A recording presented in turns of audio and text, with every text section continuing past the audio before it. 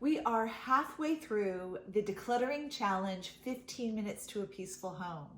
So if you've been following along, we have been working daily, just 15 minutes at a time, setting our timer for focused attention on the project. How's it going?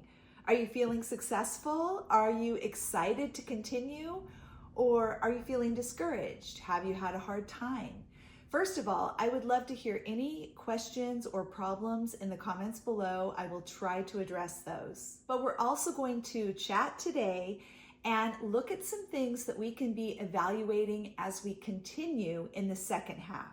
So today is my reset day. I am not doing any decluttering. And that's because I want to make sure that I am not getting behind on any regular chores. Are my dishes done? Is my laundry done? Have I tidied up the different rooms of my house?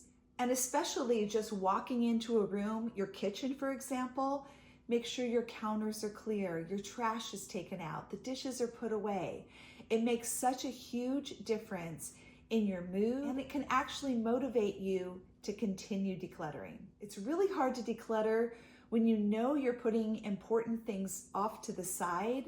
It's all going to catch up with you later. Welcome to the Peaceful Home. If you are new here, I'm Teresa, and you've stumbled upon a video while we are in the middle of a month-long decluttering challenge. Today I'm going to talk about 5 things to do at this halfway point. Number 1, if you don't feel like you've made a lot of progress, you need to look for the easy win.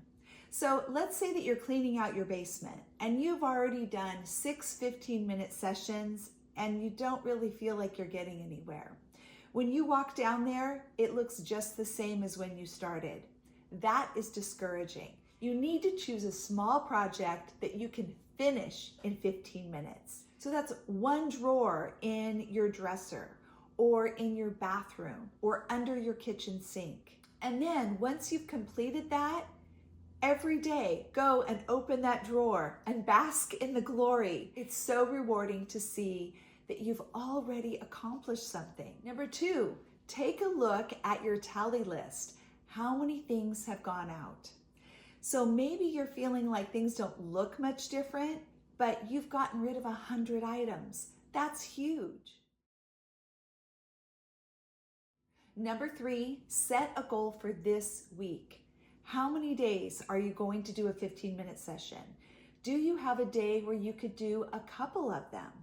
Set a goal and set a reward.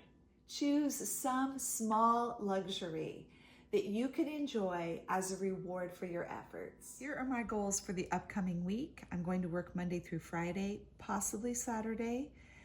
Saturday is also a great makeup day if you weren't able to get one of these days completed. So I have 2 longer days, Tuesday and Friday, when I know I can do at least 3 to 4 15-minute sessions.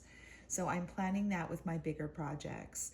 And then my guest room, the books in my bedroom, and my nightstand, I think will be easy 15-minute sessions.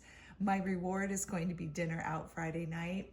We have been doing a no-spend month, and that includes eating out. So I am so excited about that. Number 4, invite a friend.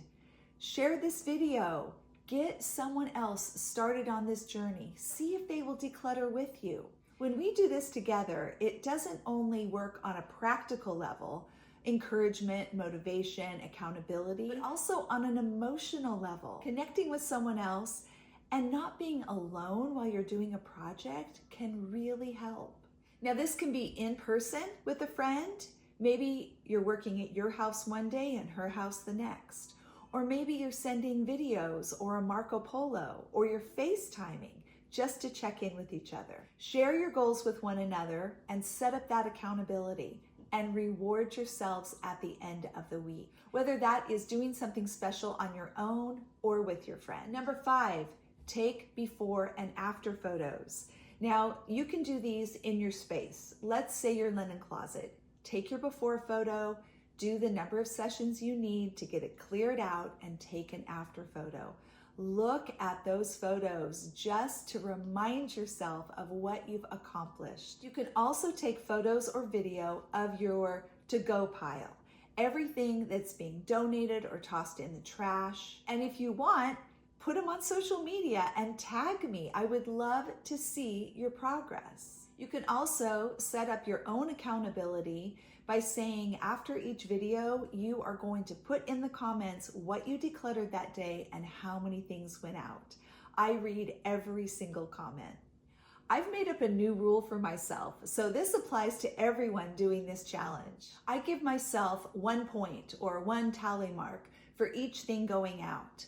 But now what I'm doing is I get 10 points, 10 tally marks for getting rid of 1 container. And I'll tell you why. When you get rid of a container, you are saying, I am not going to leave this here to give the possibility of filling it back up again. And this is just amazing.